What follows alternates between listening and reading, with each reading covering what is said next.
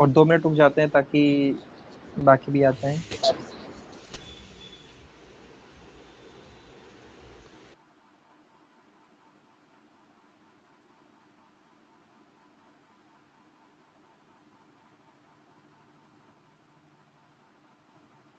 Mic को please mute कर दीजिए अपना, ठीक है? जिसका भी अगर रह गया था वो म्यूट करिए, और वीडियो को भी आप ऑफ करके रखना है, ठीक है? वीडियो को भी।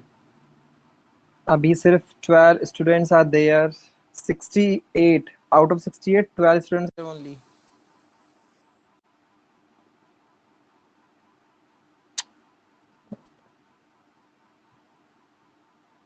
Are you getting my voice clear? If you are getting my voice clear, please mention in chat. Chat में लिखिए please.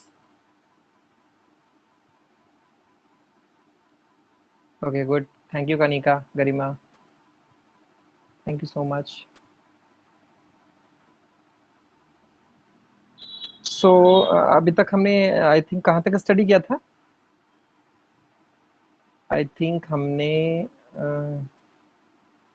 Photosynthesis we have covered, about photosynthesis, और ये किस तरीके से होता है। Yes yes Kanika, good. So अब हम चलते हैं next topic. I am showing you PDF file, that PDF file.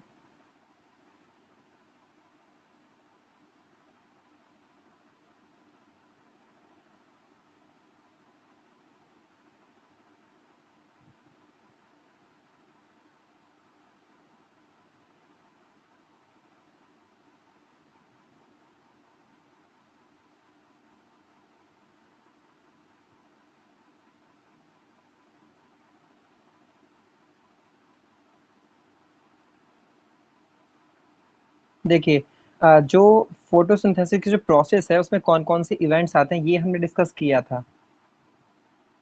I think आपको याद होगा।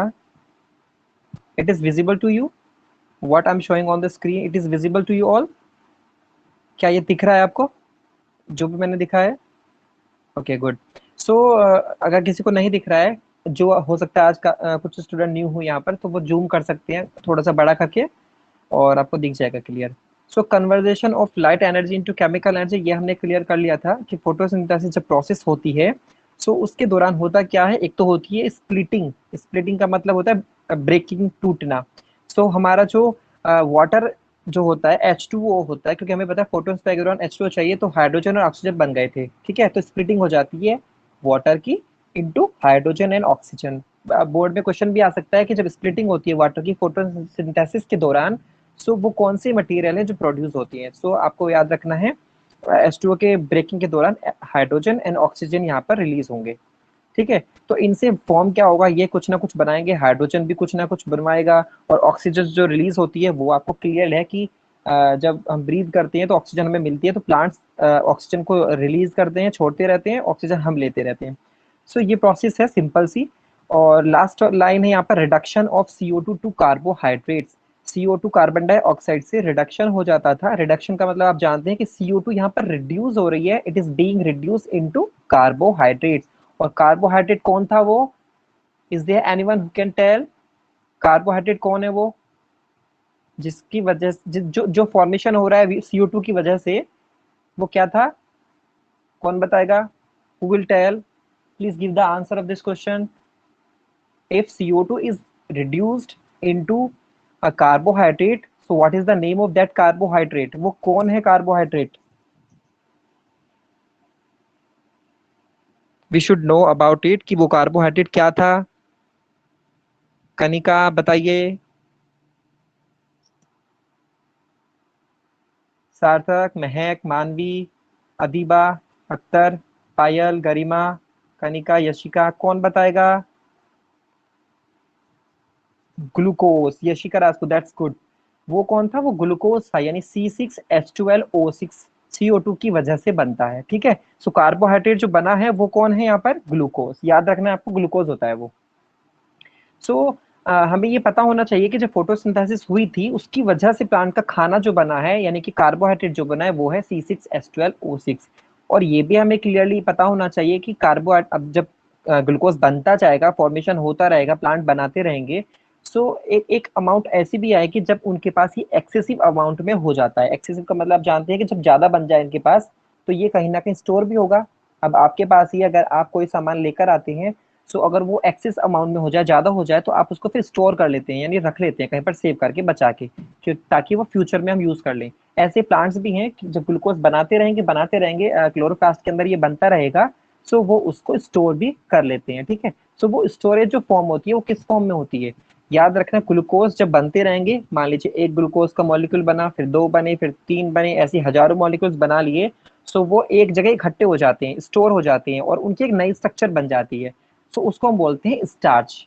उसको हम क्या बोलेंगे? स्टार्च। याद रखना, पेपर में पूछा जाता है बोर्ड में कि जो प्लांट्स होते हैं, प्लांट्स अपना फूड किस फॉर्म में स्टोर करके रखते हैं। ठीक है, प्लांट अपना फूड जो स्टोर करते हैं वो किस फॉर्म में स्टोर करके रखते हैं, यानी उस ग्लूकोज की क्या फॉर्म बन जाती है स्टोरेज के बाद, तो उसको हम बोलते हैं स्टार्च। STARCH। याद रखिए, स्टार्च होता है वो स्टोरेज फॉर्म। पेपर में पूछ ली जाती है क्योंकि ये आपके कोर्स में है, इसलिए मैंने आपको बताया। चलिए, हमें पता चल गया है कि कार्बोहाइड्रेट बनते जाएंगे तो ज्यादा बन जाएंगे तो स्टोर होंगे, और स्टोर स्टार्च बना लेंगे। अब आता है हमारा नेक्स्ट टॉपिक इस पे, स्टोमेटा। देखिए यहाँ पर आपको दिख रहा होगा स्टोमेटा क्या होता है। इट इज टाइनी पोर, है ना, या these are the tiny pores, छोटे छोटे pores present on the surface of the leaves. Surface of the leaves आप जानते हैं कि अगर आप मैं आपको लीफ दिखाऊं या आप बाहर जाके लीव्स भी देखें, तो उनके सरफेस होती है वहां पर, एक अंडर होती है, मतलब एक अंदर नीचे की साइड होती है, एक अपर साइड होती है, ऊपर की साइड होती है, तो दो ही सरफेस होती है, हमें क्लियरली डिफाइन है। तो टाइनी पोर्स होते हैं ऊपर की सरफेस पे भी और नीचे की सरफेस पे भी लीव्स की। ठीक है, तो वो दोनों साइड्स पर होते हैं, लेकिन याद रखना अगर आपसे पूछे कि ज्यादा कौन से पर होते हैं, तो जो नीचे की सरफेस होती है लीफ की, अंडर साइड यानी नीचे की साइड, उस पर ज्यादा पोर्स होते हैं, यानी स्टोमेटा होते हैं। सो स्टोमेटा क्या है? क्योंकि स्टोमेटा एक ऐसा टॉपिक है जो काफी मतलब 99% पूछा जाता है इसमें से, चाहे वो पिक्चर पूछ लें, चाहे इसके काम पूछ लें, फंक्शंस क्या करता है ये कहाँ होता है, सो कुछ ना कुछ हमसे पूछ लेते हैं बोर्ड में। सो टाइनी पोर्स होते हैं ये, present on the surface of the leaves, अब चाहे वो अपर हो या लोअर सरफेस हो, दोनों में होते हैं, और लोअर में ज्यादा प्रेजेंट होते हैं। सो इसका एक प्रैक्टिकल भी है हमारा, जब अगर स्कूल खुलते हैं तो अच्छी बात है, तो वहां पर तो करेंगे ही। स्कूल नहीं खुलते तो हम यहाँ पर ही कर लेंगे किस तरीके से हम स्टोमेटा की स्लाइड बना सकते हैं। चलिए, अब बात आती है कि स्टोमेटा यहाँ पर जब आया है, उसको डिफाइन किया है, तो कुछ ना कुछ उसका फंक्शंस भी होंगे, काम भी होगा। तो करता क्या होगा ये? तो फंक्शन है फर्स्ट, एक्सचेंज ऑफ गैसेस। कौन कौन सी गैसेस हैं वो? O2 and CO2। एक्सचेंज का मतलब आप जानते हैं कि आदान प्रदान, इन आउट होना, it is called exchange of gases. So O2 अंदर भी आती है, O2 बाहर भी जाती है, CO2 अंदर भी आती है, CO2 बाहर भी जाती है। अब आपको पता है, you are very aware about it कि CO2 कब रिलीज होती है? जब भी रेस्पिरेशन हो, चाहे हम रेस्पिरेशन करें तो CO2 बाहर निकलेगी, चाहे प्लांट्स रेस्पिरेशन करें वो भी CO2 को बाहर निकालेंगे। ऐसे ही ऑक्सीजन, जब ऑक्सीजन की हम जब ब्रीदिंग करते हैं तो ऑक्सीजन यानी एयर अंदर जाती है। ऐसे प्लांट जब रेस्पिरेशन करेंगे तो O2 अंदर जाएगी, CO2 रिलीज होगी। तो ये एक्शंस तो चलती ही रहेगी, लेकिन क्योंकि हमें प्लांट्स के बारे में यहाँ स्टडी कर रहे हैं फिलहाल, तो प्लांट्स क्या करती हैं? वो रेस्पिरेशन भी करते हैं, वो फोटोसिंथेसिस भी करते हैं। जब फोटोसिंथेसिस को करेंगे तो उनको किस चीज की जरूरत होती है? CO2 की। जब वो रेस्पिरेशन करते हैं तो उनको जरूरत होती है O2 की। तो ये क्लियरली डिफाइन है आपको कि प्लांट जब रेस्पिरेशन करते हैं और जब फोटोसिंथेसिस करते हैं तो क्या क्या चीजों की जरूरत पड़ने वाली है, यानी मेनली कौन सी गैस की जरूरत है। अब प्लीज चैट बॉक्स में लिखिए आपको कि you are very aware about it कि CO2 कब जरूरत होती है प्लांट को, और O2 की जरूरत कब होती है। सो चैट बॉक्स में आप लिखिए कि सर अवेयर, आप लिखिए वहां पर aware, and I will not tell you about the spelling of the aware. आपको लिखना है अवेयर है कि O2 प्लांट्स कब लेते हैं, CO2 प्लांट्स कब लेते हैं। क्योंकि मुझे पता है कुछ स्टूडेंट ऐसे भी होंगे जिनको ये होगा, आज तक ये पता होगा कि प्लांट रेस्पिरेशन ही नहीं करते, वो सिर्फ फोटोसिंथेसिस करते हैं।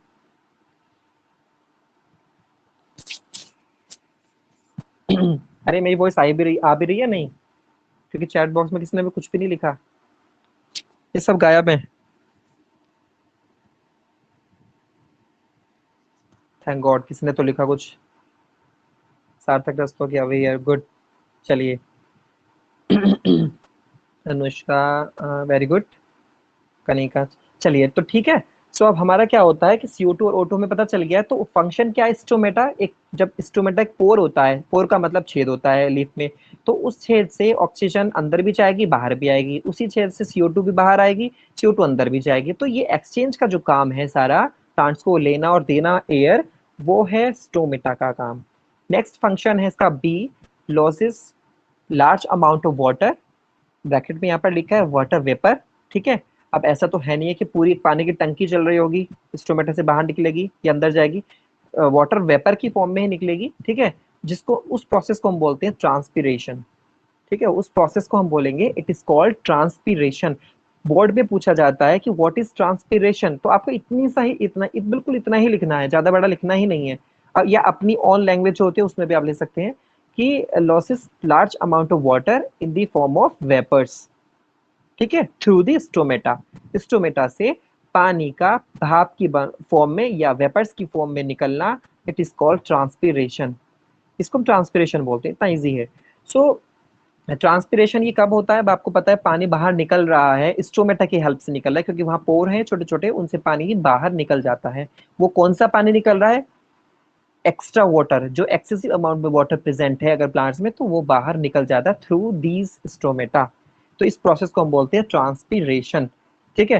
सो ट्रांसपीरेशन, अब आपको पता है ट्रांसपीरेशन क्यों हो रहा है, क्योंकि पानी कहाँ से जाता है, रूट्स में आप पानी देती हैं, रूट्स में फिर रूट एब्जॉर्व करती है, एंड देन एब्जॉर्व करके वहाँ पर जाइलम फ्लोएम होते हैं, तो वहाँ पर जाइलम स्पेशली यहाँ पर ट्रांसपीरेशन के लिए यानी वाटर लेगा, एंड देन पानी धीरे धीरे सभी पार्ट्स में ऊपर की तरफ जाता है। याद रखिए हमेशा पानी यानी जाइलम हमेशा यूनी डायरेक्शनल काम करता है, यानी एक साइड से, नीचे से सिर्फ ऊपर को, जबकि फ्लोएम का खाना ले जाने का काम होता है, तो वो ऊपर को भी ले जा सकता है नीचे को भी ले जा सकता है। फ्लोएम क्योंकि फूड के लिए काम कर रहा है, फूड की जरूरत सबको होती है, ठीक है।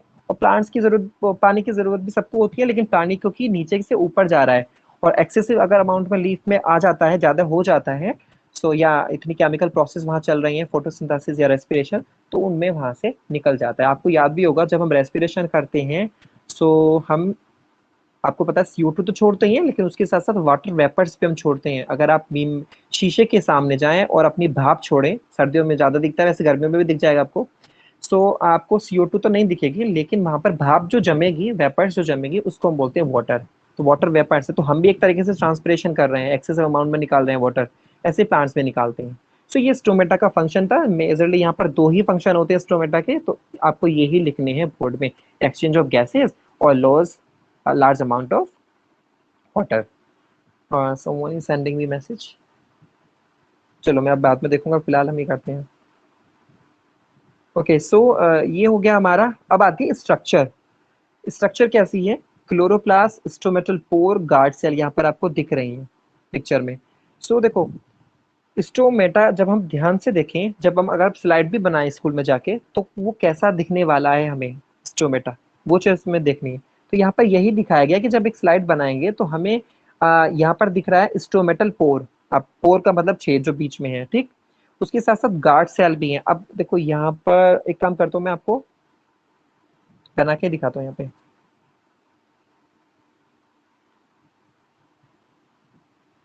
देखिए, इससे भी इजी हम बनाते हैं, चलो मैं स्लाइड को बंद करके वो खोलता हूँ।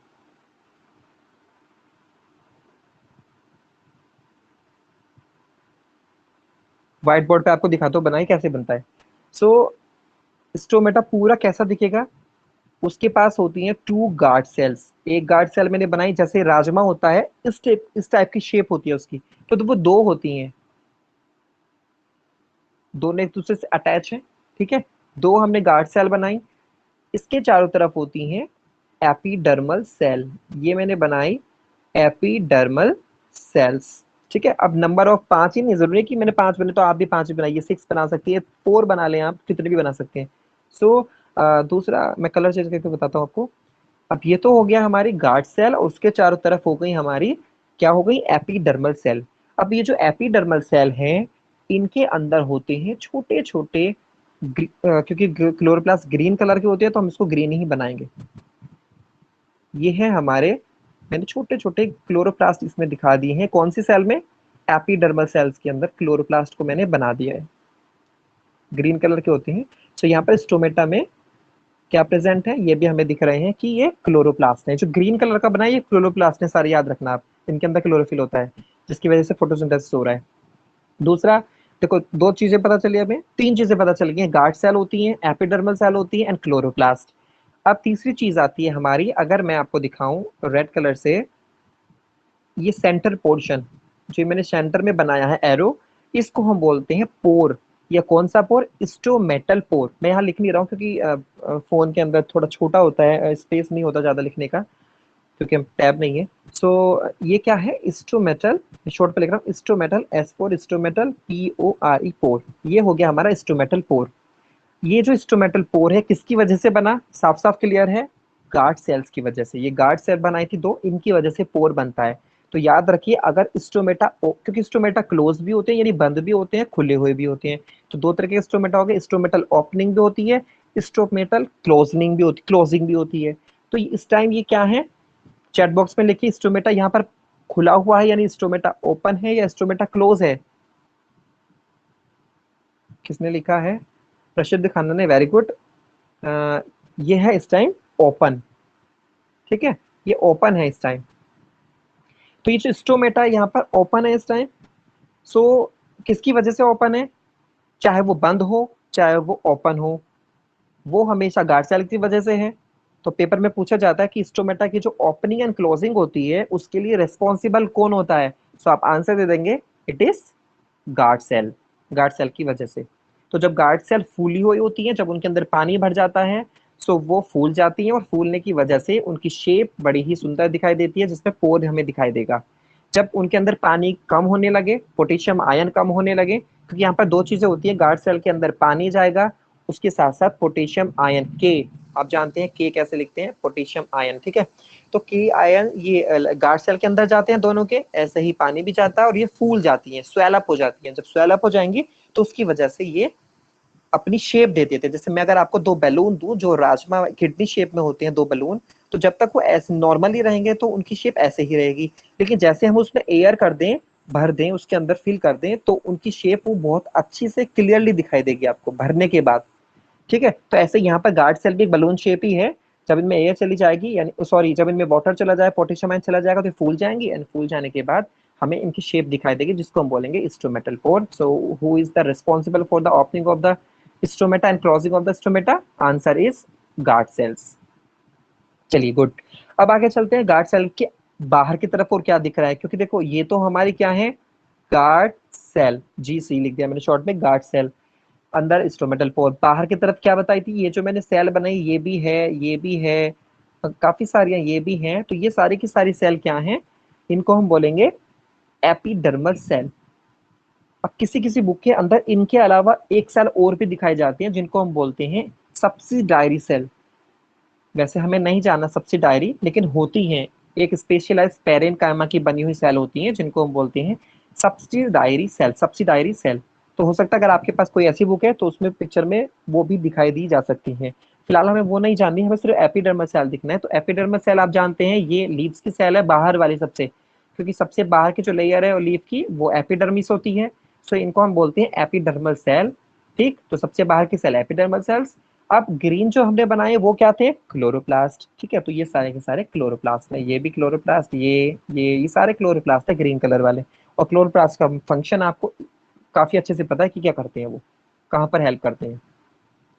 सो मुझे बताइए कि आई होप कि आपको क्लियर है कि स्टोमेटा की स्ट्रक्चर कैसे होती है। बिल्कुल ऐसी ही स्ट्रक्चर आपको बना के दिखा देनी है क्लियरली, आपके 2 मार्क्स में आता है, 2 मार्क्स आपके done. Very good, thank you so much. So someone is calling me, okay. So ये क्लियर हो गया। नेक्स्ट चलते हैं हम अपनी PDF की साइड।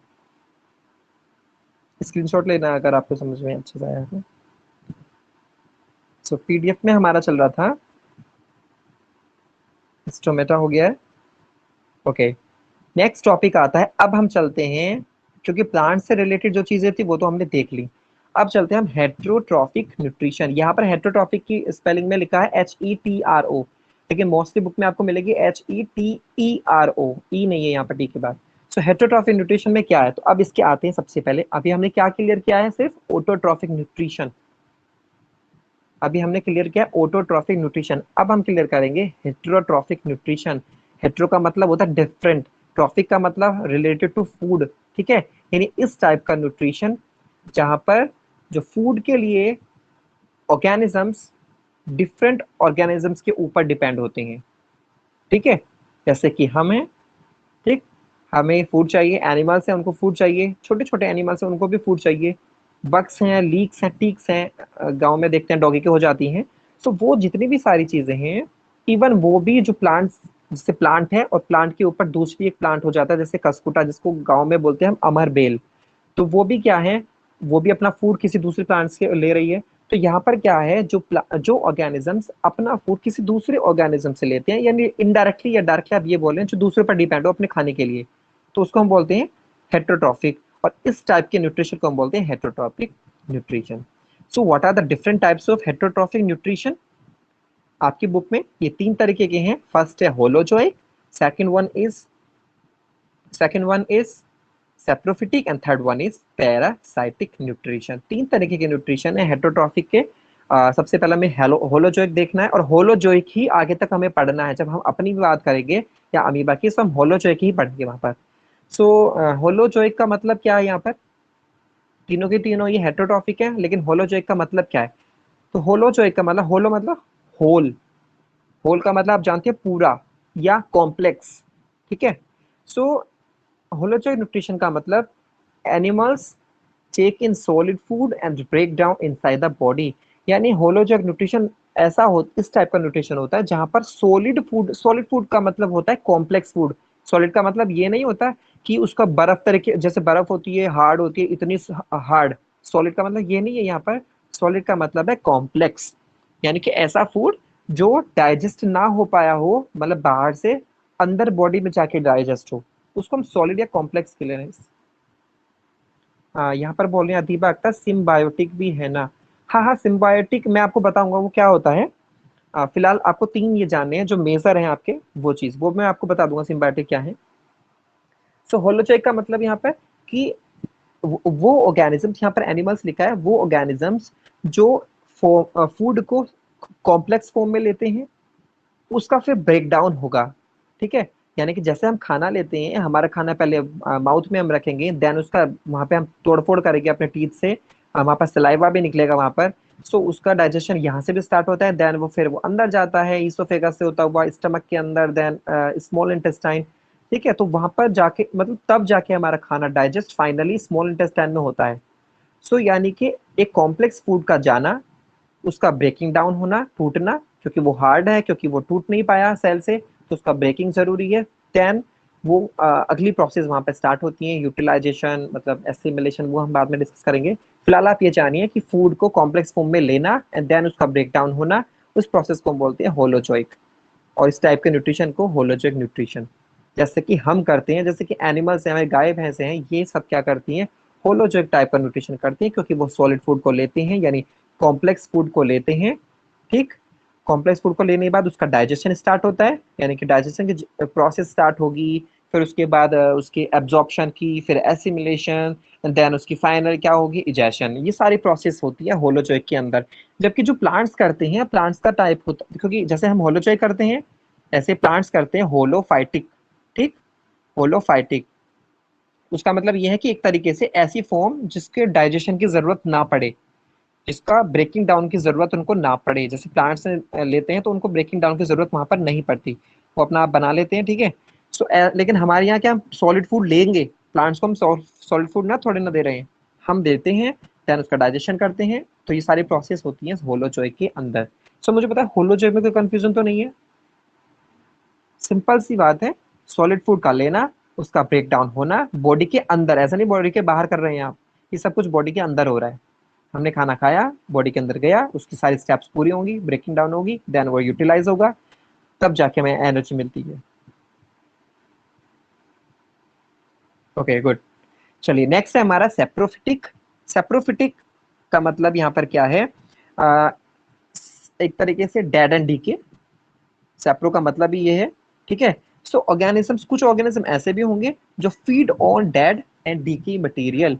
डेड एंड डीकी का मतलब क्या, सड़ा गला बेकार चीज जो आपने फेंक दी है, वो जैसे रोटी है, ब्रेड है, आपने रख दी है, खराब है, मतलब आपने वो काफी देर से रखी हुई छोड़ दी है, तो वो आपके लिए क्या हो गई है, वो डेड तो थी, डीके भी हो गई, सड़ भी गई है, ठीक है। सो ऐसी काफी सारी चीजें हो सकती हैं जो डेड एंड डीके हो सकती हैं, जैसे डेड बॉडी होती है, वो भी एक डेड डीके हो जाती है, डेड तो है, फिर डीके हो जाती है, सड़ने लगती है। सो सेप्रोफाइटिक न्यूट्रिशन ऐसा होता है कि वो ऑर्गेनिजम्स जो डेड एंड डीके मटेरियल से अपना फूड लेते हैं, जैसे फंगस है, यहाँ पे एग्जांपल लिखा है फंजाई, फंजाई है यानी फंगस है, ब्रेड के ऊपर मोल्ड लग जाती है, राइजोपस हम जिसको बोलते हैं, फंगस का नाम है राइजोपस। तो ब्रेड के ऊपर फंगस लग गई, तो फंगस ने अपना खाना डेड चीज से लिया, ऐसे ही फंगस लग जाती है आपके जो कचरा वाली जगह होती है वहां पर भी फंगस लग जाती है। सो वो भी क्या है, डेड और डीके मटेरियल है। डेड बॉडी होती है, जैसे कुछ एनिमल्स हैं जंगलों में होते हैं, मर जाते हैं, देन उनकी बॉडी जो होती है वो दोबारा से उनकी मिट्टी में मिक्स हो जाती है, तो वहां पर भी फंजाई हैं, बैक्टीरिया होते हैं, तो वो डेड बॉडी को खा लेते हैं, उसको डीके जब वो होती है, फिर देन उसका जो भी मटेरियल वो खाते हैं, देन फंगस उसको मिक्स कर देती है सॉइल के अंदर, ठीक है। सो ये होता है सेप्रोफिटिक न्यूट्रिशन, यानी ये ऑर्गेनिज्म सिर्फ डेड और डीके मटेरियल से अपना खाना लेते हैं, याद रखना। फंगा ऐसा नहीं है कि ये लिविंग ऑर्गेनिज्म से ले रहे हैं। अब अगर यहाँ एग्जाम्पल फंगस लिखा है तो फंगस का मतलब ये नहीं है कि सारी फंगस ऐसा ही लेती होंगी, कुछ फंगस हो सकते हैं लिविंग बॉडी के ऊपर रहे तो उनको हम फिर पैरासाइटिक में रख देंगे। फंगस का मेजॉरिटी फंगस ऐसी होती हैं जो कि डेड एंड डीके मटेरियल के ऊपर होती हैं। सो उसको ऐसा टाइप का न्यूट्रिशन होता है सेप्रोफिटिक, जो डेड एंड डीके मटेरियल से अपना खाना लें, अपना न्यूट्रिशन करें। फिर आता है लास्ट हमारा पैरासिटिक। पैरासिटिक का मतलब क्या है, ऐसा टाइप का न्यूट्रिशन जहां पर ऑर्गेनिजम्स, लिविंग ऑर्गेनिजम्स किसी दूसरे लिविंग ऑर्गेनिज्म से अपना फूड लेते हैं। देखो सैप्रोफिटिक में लिविंग ऑर्गेनिज्म डेड वाले से ले रहे थे, लेकिन पैरासिटिक में लिविंग ऑर्गेनिजम्स लिविंग से ही लेंगे। फॉर एग्जांपल यहाँ पे लिखा है पैरासाइटिक, पैरासाइट्स लिव इनसाइड और आउटसाइड अदर ऑर्गेनिजम्स, यानी कि वो बॉडी के अंदर भी हो सकते हैं पैरासाइट्स, बॉडी के बाहर भी, ठीक है। अभी मैं बताऊंगा कैसे। And derive nutrition from it, यानी कि अगर अंदर है बॉडी के तब भी वो खाना अपना लेंगे, चाहे वो बॉडी के ऊपर है यानी बाहर है तब भी वो खाना अपना न्यूट्रिशन कर लेंगे। अगर एग्जाम्पल की बात करूं, जैसे कि प्लांट्स में लिखा है यहाँ पर Cuscuta, Cuscuta is a type of parasite. Parasite का मतलब जो पैरासाइटिक न्यूट्रिशन करते हैं, सेप्रोफाइट का मतलब जो सेप्रोफिटिक न्यूट्रिशन करते हैं, ठीक है। सो यहाँ पर एग्जांपल कस्कुटा अमरबेल लिखी है, तो अमरबेल क्या है आपने देखा होगा, ज्यादातर शीशम का पेड़ जो होता है उसके ऊपर ज्यादा देखने को मिलती है, तो अमरबेल वो प्लांट के ऊपर उगती है, उस प्लांट से अपना, क्योंकि उसके पास क्लोरोफिल नहीं होता, सो क्लोरोफिल ना होने की वजह से वो खाना नहीं बना पाती, ठीक है। तो उसके पास स्पेशल टाइप के छोटे छोटे पैर होते हैं जिसको हम बोलते हैं आप सकर्स बोलते हैं उनको, हम सकर्स यानी सक करने का काम, खाना पीना लेने का काम, तो वो पेड़ के ऊपर रहेंगे, उनके अंदर वो उनके जो स्टेम उनके अंदर घुस जाएंगे, उनसे अपना न्यूट्रिशन डिराइव करते हैं। सो जो कस्कुटा है वो तो लिविंग है, उसके साथ साथ जिसके ऊपर वो रह रहा है जिसको हम बोलते हैं होस्ट, ठीक है। सो कस्कुटा तो हो गया पैरासाइट, जिसके ऊपर वो है प्लांट, उस प्लांट का नाम हो गया, उसको हम बोलेंगे होस्ट, ठीक है। तो कस्कुटा तो इस तरीके से खाना ले रहा है, लेकिन उसके अलावा टिक्स भी हैं, ठीक है। जैसे टिक्स का मतलब है जैसे कि हमारे डॉगी होते हैं, डॉगी के ऊपर गांव में उनको चीचड़ी बोल देते हैं, ठीक है, सुना होगा आपने, तो टिक्स हैं, तो वो क्या करते हैं, वो खुद भी लिविंग, डॉगी भी लिविंग, तो डॉगी तो हो जाएगा उसके लिए होस्ट क्योंकि वो खाना दे रहा है उसको, और वो खुद हो जाएंगे पैरासाइट। तो होस्ट एंड पैरासाइट्स आपको समझ में आ रहा है कि होस्ट कौन होते हैं, जिन जो खाना प्रोवाइड करा रहा है, जिसके ऊपर रह रहा है पैरासाइट, वो तो होस्ट है, और पैरासाइट का मतलब जो ले रहा है खाना, मतलब कि एक तरीके का मतलब ये है कि जो एंजॉय कर रहा है, जो एंजॉय कर रहा है लिविंग के ऊपर रह के, वो हो गए यहाँ पर पैरासाइट्स। तो पैरासाइटिक न्यूट्रिशन होता है, तो इसको हम बोलते हैं कि इस टाइप का न्यूट्रिशन जो इस तरीके से खाना लेते हैं उसको हम बोलते हैं पैरासाइटिक न्यूट्रिशन। जैसे कि लाइक हेमंत कुमार ने लिखा है मॉस्किटो, हाँ पैरासाइट अपना खाना ले रहा है वो। सो आई होप कि ये क्लियर हो गए हैं। अभी एक बच्चे ने पूछा था, आई थिंक किसी ने, कि सिम्बायोटिक न्यूट्रिशन क्या है।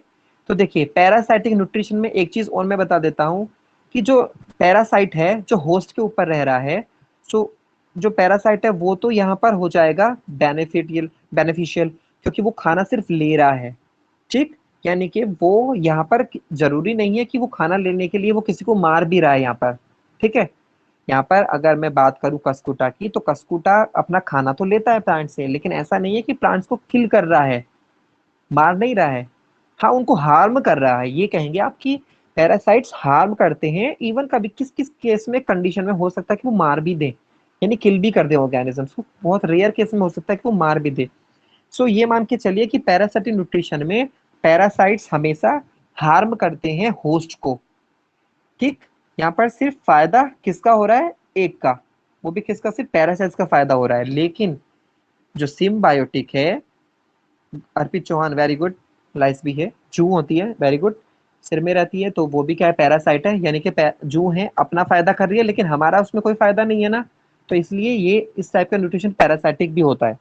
लेकिन सिम्बायोटिक जो पूछा था एक बच्चे ने, सिम्बायोटिक का मतलब है कि एक इस टाइप का रिलेशनशिप, एक एसोसिएशन, जहां पर दोनों ही होस्ट भी और पैरासाइट जिसको हम बोलते हैं, यानी जो जिसके ऊपर रहता है, यानी कि दोनों के दोनों ऑर्गेनिजम्स एक दूसरे को म्यूचुअली, आपसी में एक दूसरे का फायदा करते हैं। यानी कि ऐसा नहीं कि एक का फायदा हो रहा है तो एक का नुकसान, नहीं, दोनों का ही एक दूसरे से फायदा है। तो इस टाइप के न्यूट्रिशन को हम बोलते हैं सिम्बायोटिक न्यूट्रिशन। क्या कोई एग्जांपल लिखेगा यहाँ पर? मंजीत, कस्कुटा, अमरबेल गांव में देखा है, प्लांट के ऊपर दूसरा प्लांट, दूसरी एक प्लांट है उसके ऊपर बेल हो जाती है, जिसको अमरबेल हम बोल रहे हैं, यानी कस्कुटा, तो वो है यहाँ पर।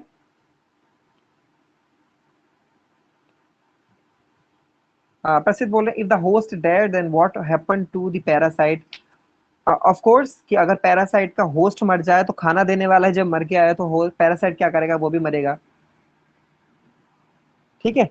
सो यहाँ पर हम बात कर रहे थे पैरासाइटिक के एग्जाम्पल्स। हाँ, एक चीज है कि यहाँ पर कि पैरासाइट्स की दो टाइप भी होते हैं, बोला था ना, बॉडी के अंदर, बॉडी के बाहर, सो इनसाइड एंड आउटसाइड। तो जो इनसाइड है उनको हम बोलते हैं endo parasite, ENDO, endo parasites. और जो बॉडी के बाहर होते हैं, जो बाहर बॉडी के ऊपर रहते हैं, यानी कि, सो उनको हम बोलते हैं एक्टो, ECTO, एक्टो पैरासाइट्स, उनको हम बोलते हैं एक्टो पैरासाइट्स। हो सकता है आपकी बुक में कहीं लिखा हो, या साइड बुक आपने ले रखी हो तो उसमें लिखा हो endoparasite, ectoparasite. Endo यानी कि जो बॉडी के अंदर, एंडो यानी इनर, और बाहर यानी कि एक्टो। ठीक है। सो ये हो गया हमारा पैरासाइटिक न्यूट्रिशन। सो सिम्बायोटिक का मैंने आपको बता दिया है। सिम्बायोटिक यानी ऐसे टाइप का न्यूट्रिशन जिसमें दोनों का ही फायदा होता है, दो ऑर्गेनिज्म। जैसे कि एग्जांपल में मैं आपको बता देता हूँ, लाइकेन, आपने सुना हो कभी lichen? Have you heard about lichen? छोटी क्लास में आपने पढ़ा है lichen? Mention in chat box please. Have you heard about lichen? Lichen, LICHEN, lichen. Vanshika ने बोला नो सर। प्रसिद्ध ने नहीं सुना। चलो मैं आपको बता देता हूँ, क्योंकि लाइकेन एक ऐसी चीज है आपको पता होना चाहिए था अभी से। आपको नहीं पता, चलो कोई बात नहीं, लेकिन मैं बता रहा हूँ। देखो लाइकेन, मैं आपको चलो यहीं पे बता देता हूँ। पेन लेते हैं, पहले मैं लिखता हूँ लाइकेन, LICHEN। देखो ये एक स्ट्रक्चर होती है, एक फॉर्मेशन होता है स्ट्रक्चर का, किसकी वजह से, यहाँ पर दो ऑर्गेनिजम्स होते हैं। एक होता है फंगस, फंगस आप जानते हैं, फंगस या फंजाई। फंजाई का मतलब बहुत सारे फंगस, और फंगस का मतलब सिंगुलर, यानी सिंगुलर प्लूरल मतलब है। फंजाई सब जानते हैं, सबने सुना है। प्लस एल्गा सबने सुना है, कमेंट बॉक्स में लिख दीजिए, वरना ये भी बताना पड़ेगा। फंजाई एंड एल्गा, फंजाई और एल्गा ये तो सुने ही हैं, ऐसा हो ही नहीं सकता। नाइन्थ में पढ़ा है आपने, सुने होंगे। वैसे तो लाइक भी वहां सुना होगा, लेकिन कोई बात नहीं। चलिए, सो फंजाई और एल्गा दोनों के दोनों ही ऑर्गेनिजम्स हैं, लिविंग ऑर्गेनिजम्स हैं। सो ये दोनों के दोनों क्या करते हैं, एक साथ रहते हैं। ठीक है। फंजाई और एल्गा का एक एसोसिएशन हो जाता है, यानी रिलेशनशिप होती है इन दोनों के बीच में। दोनों एक दूसरे के साथ रहते हैं। ठीक है। दोनों एक दूसरे के साथ रहेंगे, एक दूसरे के साथ रहने के साथ साथ वो एक दूसरे की हेल्प भी करेंगे। अब वो हेल्प किस तरीके की हो सकती है, यहाँ पर मैं बताता हूँ हेल्प कैसे होगी। जैसे कि एल्गा है, एल्गा देता है शेल्टर, शेल्टर का मतलब घर, पनाह, रहने के लिए जगह फंजाई को। फंजाई क्या करता है यहाँ पर, एल्गा, क्योंकि एल्गा एक प्लांट होता है, फंजाई प्लांट नहीं है, एल्गा यहाँ पर प्लांट है, छोटे छोटे प्लांट्स होते हैं एल्गा। बहुत छोटे, जिनके स्टेम भी नहीं होते बेचारों के, छोटे से होते हैं। सो फंजाई यहाँ पर खाना पीना लेकर देता है एल्गा को। सो एल्गा की हेल्प भी हो रही है फंजाई से, और फंजाई की हेल्प भी हो रही है, तो फंजाई को घर मिल गया, उसको खाना मिल गया, दोनों का काम पूरा हो गया। सो यहाँ पर देखिए ये क्लियर है कि दोनों का फायदा हो रहा है, नुकसान तो किसी का नहीं है यहाँ पर। तो नुकसान होता तो यहाँ पर जरूर हम यहाँ पे पैरासाइट को कह देते, लेकिन क्योंकि यहाँ पे दोनों का ही फायदा है, तो यहाँ पर एक रिलेशनशिप से बनी, इस रिलेशनशिप को, इस एसोसिएशन को हम बोलते हैं सिम्बायोसिस या सिम्बायोटिक एसोसिएशन, सिम्बायोटिक रिलेशनशिप। क्योंकि सिम्बायोसिस का मतलब ही वो होता है जहाँ पर दोनों ऑर्गेनिजम्स का फायदा होता हो, कोई भी एक दूसरे को नुकसान ना पहुंचाए। Very good, minerals and waters, water sorry waters नहीं वाटर, सॉरी। सो फंजाई और एल्गा एक दूसरे के साथ रहते हैं, एक दूसरे की हेल्प करते हैं, इस एसोसिएशन को बोलते हैं सिम्बायोटिक रिलेशनशिप। अब देखो, जब फंजाई और एल्गा एक साथ रह रहा है, दिखाता हूँ कैसे रह रहा है वो।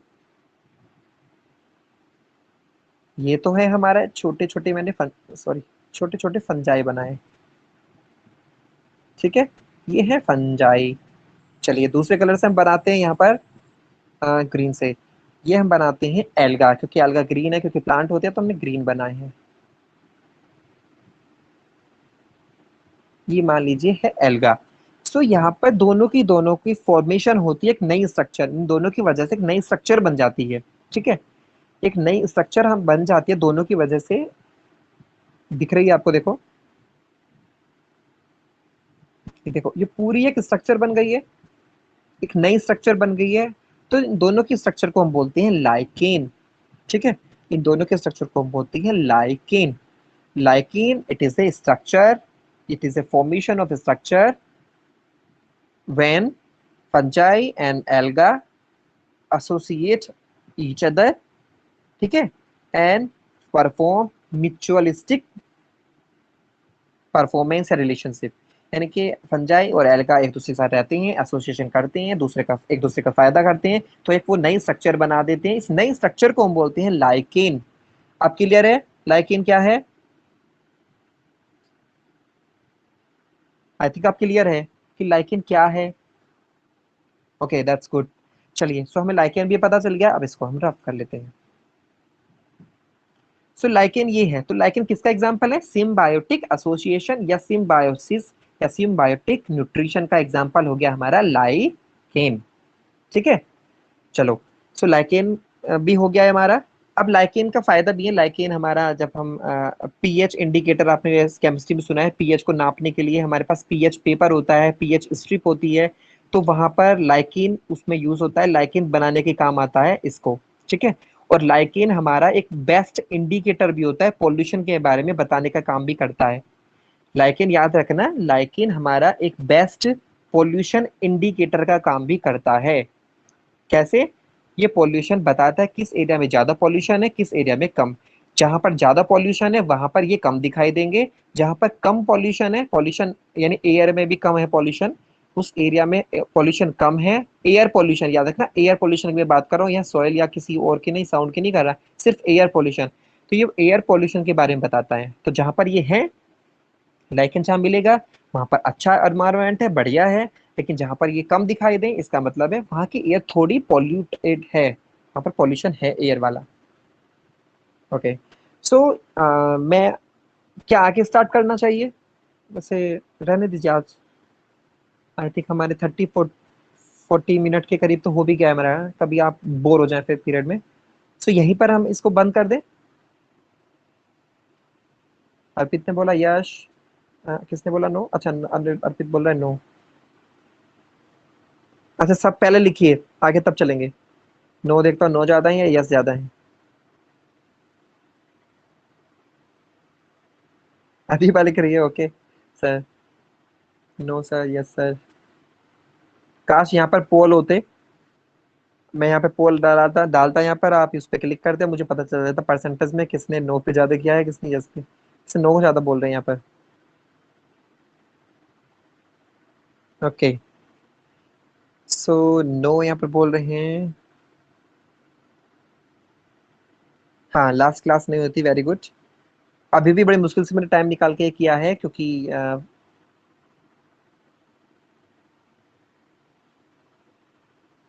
ओके चलिए अब हम नेक्स्ट करते हैं, एक सेकंड, सॉरी सॉरी सॉरी, कम से कम अमीबा को तो हम पढ़ ही लेते हैं, अमीबा के अंदर कैसे खाना पीना होता है। चलिए, सो ये सारा न्यूट्रिशन हेटेरोट्रॉफिक के टाइप हमने पढ़ लिए हैं। अब हमारी बात आती है कि क्योंकि हम होलोजोइक को डीपली पढ़ेंगे यहाँ पर, बाकी दो को अब हमने क्लोज कर दिया, ना हम सेप्रोफिटिक के बारे में पढ़ेंगे आगे, ना पैरासाइटिक, लेकिन होलोजोइक को हम यहाँ पर पढ़ेंगे। होलोजोइक न्यूट्रिशन इन अमीबा यानी कि single cell organism, holozoic nutrition in multicellular organism जैसे कि हमारे अंदर कैसे होता है। सो पहले हम किस में करेंगे, क्योंकि हम यूनिसेलुलर को पहले लेंगे क्योंकि उसमें बेचारे में एक ही सेल होती है, एक सेल का बना होता है, तो एक सेल के अंदर कैसे होलोजोइक न्यूट्रिशन होता होगा, सो वो कैसे हो रहा है, तो हम पहले अमीबा के बारे में करेंगे कैसे होगा, क्योंकि अमीबा ही पूछा जाता है ज्यादातर। सो मतलब पूछा तो हमारे बारे में भी जाता है, लेकिन अमीबा क्योंकि छोटा सा एक ऑर्गेनिज्म है और छोटी सी स्टेप्स में पूरा हो जाता है सारा सारा काम। सो वो हाँ, ओनली 10 मिनट के अंदर कोशिश करेंगे हम करने की। सो अमीबा सब जानते हैं क्या है, it is a unicellular organism जो कि प्रोटिस्ट है, ठीक है, प्रोटिस्टा में आता है, ये प्रोटिस्ट है, सॉरी सॉरी प्रोटिस्ट नहीं है, प्रोटोजोन है, प्रोटोजोआ में आता है। तो ये प्रोटोजोन है, यूनिसेलुलर ऑर्गेनिज्म है, या सिंगल सेल पे हम इसको बोल सकते हैं। अब इस सिंगल सेल ऑर्गेनिजम्स के अंदर कैसे पूरा खाना लेने की प्रोसेस होती है, कैसे डाइजेशन होता है, सो वो हमें डिस्कस करना है। तो आपको पता होना चाहिए कि what are the 5 steps of holozoic nutrition, holozoic nutrition की वो 5 स्टेप्स कौन सी हैं आपको पता होनी चाहिए, ठीक है। सो कौन कौन से स्टेप्स हैं, तो यहाँ पर देखो इमेज में मैंने दिखाया है आपको, ingestion, ingestion, digestion, absorption, assimilation, egestion, ये 5 स्टेप्स हैं जो कि नॉर्मली होलोजोइक न्यूट्रिशन की या ह्यूमन बींग्स के अंदर जो न्यूट्रिशन होता है उसकी ये सिंपल स्टेप्स होती हैं जो कि 5 हमारी हैं।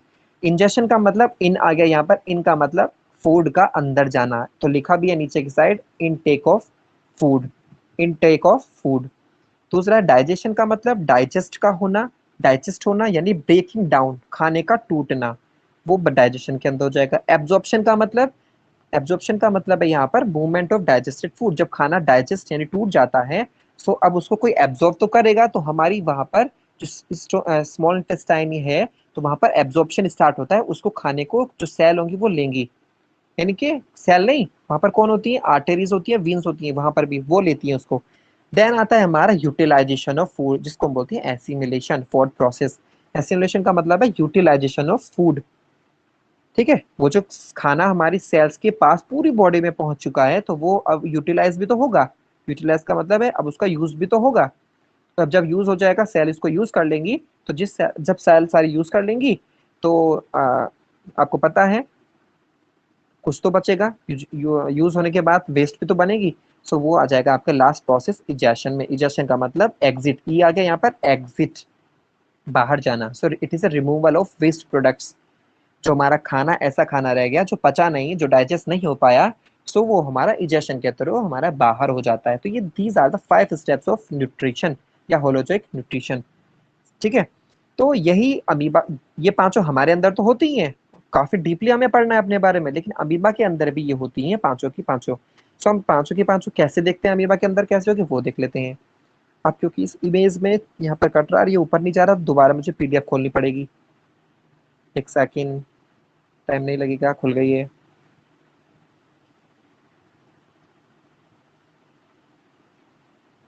देखो ये है ऑर्गेनिज्म अमीबा। तो food is taken up through entire surface, ये जो यूनिसेलुलर अमीबा है,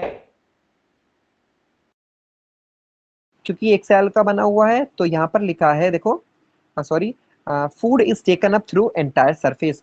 अमीबा की आपको पता है, आपने देखा है, इमेजेस भी बनाई है, पिक्चर भी आपने बनाई कॉपी में कि उसकी जो इमेज है, उसकी जो शेप होती है वो डिफाइन नहीं होती। अमीबा किस भी शेप का हो सकता है, आप जानते हैं अमीबा की कोई डिफाइंड शेप नहीं है, वो कैसी भी शेप का वो हो सकता है, इसीलिए आप कॉपी में भी कैसी ही शेप का बना सकते हैं, टेढ़ा मेढ़ा कैसे भी बनाए आप, आपको कोई दिक्कत नहीं है, हमें कोई दिक्कत नहीं है। सो उसकी एंटायर सरफेस से खाना अंदर जा सकता है, क्योंकि उसकी शेप नहीं है, क्योंकि उसकी शेप डिफाइन नहीं है। हमारा तो देखो मुंह से ही जाएगी, हमारा तो फिक्स है, लेकिन अमीबा की तो शेप ही डिफाइन नहीं है, तो उसकी बॉडी के अंदर खाना कैसे भी जा सकता है, मतलब कहीं को भी जा सकता है पूरी सेल से, ठीक।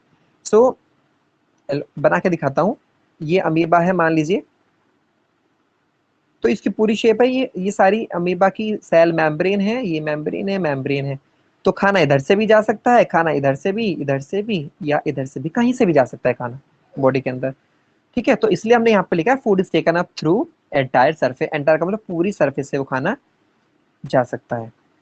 सो अब देखो, खाना अंदर जाने से पहले, खाना जब अंदर जाएगा तो कैसे जाएगा, अंदर कौन लेगा, कुछ तो ऐसा होगा स्पेशल इसके पास जो खाना अंदर जाए। तो वो हम देखते हैं, वो है हमारा, भाई इस दोबारा करना पड़ेगा।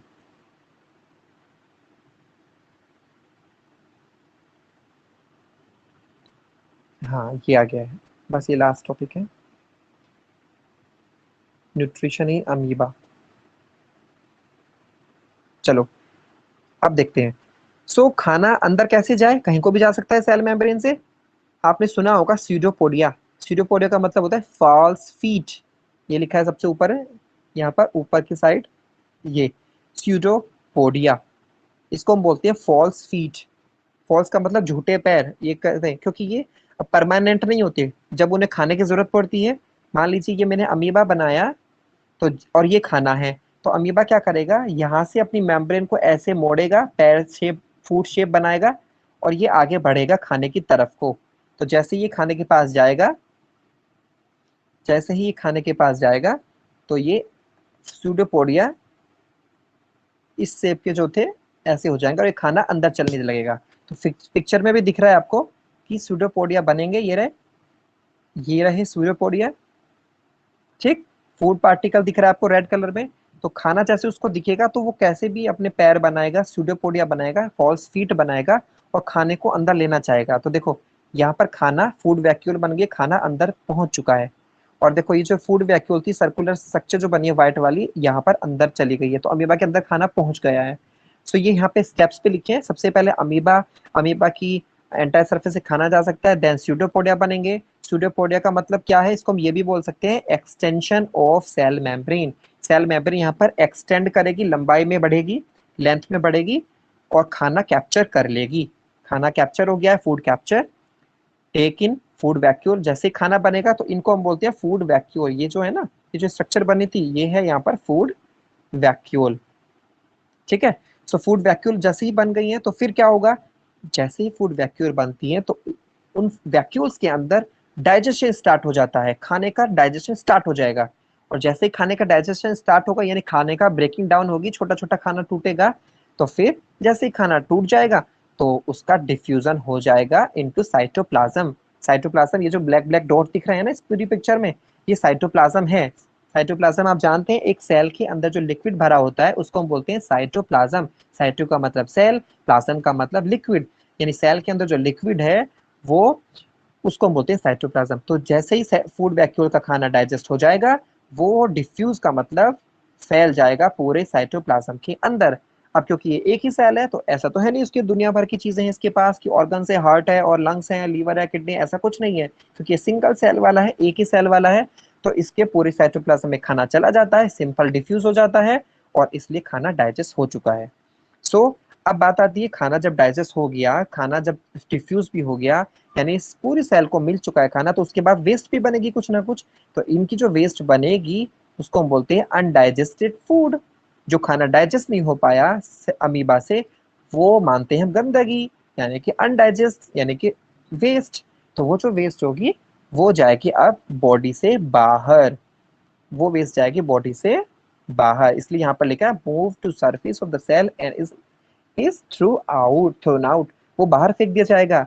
तो जैसे अंदर जाने के लिए हमारे पास स्यूडोपोडिया थे, कहीं से भी बन सकते सेल मेम्ब्रेन से, ऐसे ही बाहर जाने के लिए भी इसकी कोई एक स्पेशल या एक परमानेंट जगह नहीं है, वो पूरी एंटायर सरफेस से बाहर भी कहीं को भी वो भेज सकते हैं। ओके मनजीत भाई, ठीक है। सो यहाँ पर हमारा टॉपिक भी हो गया। सो किस तरीके से खाना अंदर गया, कैसे हमारे स्टूडियोपोडिया बने, फूड वैक्यूल बने, खाना डाइजेस्ट हुआ, वेस्ट निकली, एंड वेस्ट पूरी बॉडी से बाहर।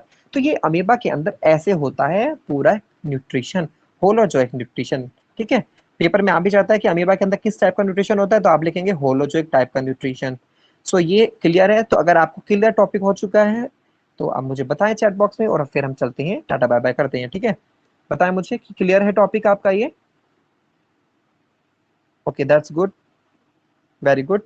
अब नेक्स्ट टॉपिक, नेक्स्ट लेक्चर मैं आपको बता दूंगा अगर पॉसिबल हुआ। वैसे कल तो खैर नहीं होगा, क्योंकि कल तो छोटा सा फंक्शन रहेगा जिसको हम बोलते हैं छठी। घर में छठी होती है हमारे यहाँ, आपके यहाँ भी होती होगी। सो वो रहेगा, तो कल तो मुश्किल है। अब तो परसों मिलेंगे, और शाम को ही रख लें lecture, no problem I think. Yashika, uh, मैं क्या कर सकता हूँ, मैंने बोला है, अब मैं वो उनके ऊपर है, वो कैसे करेंगे। लेकिन सजेशन मैंने दे रखे हैं सबको, अब नहीं, ये तो मैंने पहले से ही दे रखे हैं सजेशंस। अब वो दूसरे टीचर का मैं कैसे बता सकता हूँ आपको। नो सर, बट इन 5, मतलब 5 बजे ही, 5 मिनट मोर। अराफत अंसारी बोल रहे हैं 5 मिनट मोर। अब मैं 5 मिनट में आपको क्या पढ़ाऊँ, क्योंकि अगला टॉपिक हमारे लिए स्टार्ट होने वाला है। वो तो खुद ही इतना बड़ा टॉपिक है कि वो स्टार्ट भी नहीं हो सकता आज, इसलिए हम नेक्स्ट लेक्चर में स्टार्ट करेंगे। अमीबा के अंदर हमने पढ़ लिया है, बाकी कल भी, sorry, next the day after tomorrow, परसों यानी कि, क्या हम 5 बजे ही रख लें lecture? I think there would not be problem. Arafat sir, one topic, बेटा वन टॉपिक में अब नहीं पढ़ा सकता, क्योंकि अब हम एनिमल्स के बारे में, यानी हमारे बारे में पढ़ेंगे, और वो बहुत बड़ा टॉपिक है, वो 5 मिनट में खत्म ही नहीं हो पाएगा, आप कंफ्यूज हो जाओगे। सार्थक, सुबह में अभी जो प्रॉब्लम होती है यहाँ पर, क्योंकि काम ज्यादा हो रहा है अभी, ठीक है। सो इसलिए मैं नहीं ले पा रहा हूँ, और मैं मिस करना नहीं चाहता था आपकी क्लास, इसलिए मैंने अब जबरदस्ती टाइम निकाल के रूम बंद करके बैठा हुआ हूँ, ताकि कोई डिस्टर्ब भी ना करे कि लेक्चर ले लूँ। 4:30 से क्लास रख सकते हैं प्लीज? 4:30, हाँ, नो प्रॉब्लम, 4:30 से कर लेंगे। सबके पास देखो अपना फोन है, कोई प्रॉब्लम नहीं होनी चाहिए। और अगर किसी को प्रॉब्लम है तो अपने घर वालों को समझाओ कि हम पढ़ ही तो रहे हैं। अटेंडेंस हमारी ऑटोमेटिकली लगती है, हमें अगर कोई पेरेंट्स के मांगता भी है कि पढ़े नहीं पढ़े, तो मेरे पास अटेंडेंस होती है, हर एक बच्चे की डिटेल मेरे पास होती है, किसने कितने परसेंटेज पढ़ा। ऐसा नहीं है कि अगर कोई बच्चे ने लॉगिन कर दिया, एक बार आया और अटेंडेंस लग गई, अटेंडेंस तो उसकी लग जाएगी, प्रेजेंट दिखाता है, लेकिन उसने कितना परसेंटेज, मान लिया 1 घंटा पढ़ा, 1 घंटा मैंने पढ़ाया और बच्चा पढ़ा सिर्फ 5 मिनट, तो उसकी परसेंटेज उसी हिसाब से वो दिखाता है कि सिर्फ इतने परसेंट वो पढ़ा। मेरे पास सारे परसेंटेज भी आते हैं, आपको स्क्रीनशॉट भेजूंगा बाद में मैं। चलिए ओके, अब हम नेक्स्ट लेक्चर में बात करेंगे। तब तक अपना ध्यान रखिए, और अपना ध्यान के साथ साथ अपना टेक केयर कीजिए, और फैमिली का ध्यान रखिए। Till then bye, take care, good bye.